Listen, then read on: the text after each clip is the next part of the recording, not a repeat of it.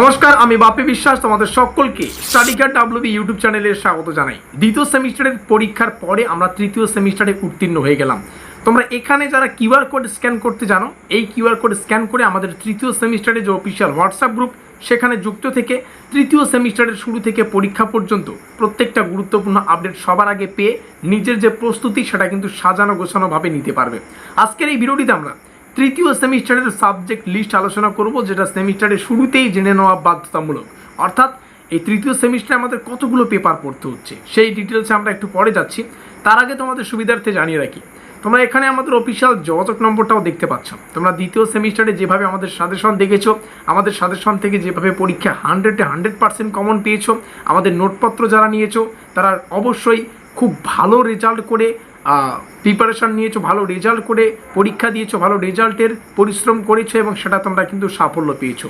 সেই অভিজ্ঞতা রেখে কোচবিহার পঞ্চনন বর্মা ইউনিভার্সিটির বিগত 5 বছরের বেশি দৃষ্টিকোণ থেকে বিচার করে আমরা 5 বছরের বেশি বছর থেকে কিন্তু নোটপত্র প্রদান করে আসছি। সেই একই ফরম্যাট বিভিন্ন পরীক্ষা নিরীক্ষা করে বিভিন্ন সাবজেক্টের এবারেও কিন্তু আমরা নোটপত্র প্রদান করছি। যাদের নোটপত্রের প্রয়োজন অতি অবশ্যই আমাদের এই অফিসিয়াল যোগাযোগ নম্বরে যোগাযোগ করে নোটপত্রগুলো সংগ্রহ করে তোমরা সেমিস্টারের শুরু থেকেই তোমাদের প্রস্তুতিটা আরও শক্তপোক্ত করে নিতে পারবে। তোমরা সবাই জানো নতুন সেমিস্টার মানে নতুন লড়াই, আর এই লড়াইয়ে জিততে গেলে আমাদের নোটপত্র নিয়ে সেমিস্টারের শুরু থেকেই পড়া বাধ্যতামূলক।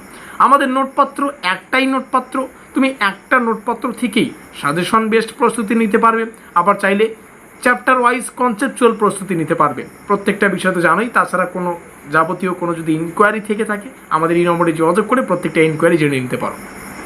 আচ্ছা, এবার আলোচনা করব কোন কোন সাবজেক্ট তোমাদের পড়তে হবে। দেখো, আমাদের এই তৃতীয় সেমিস্টারে এসে মেজরের 2টো পেপার পড়তে হবে।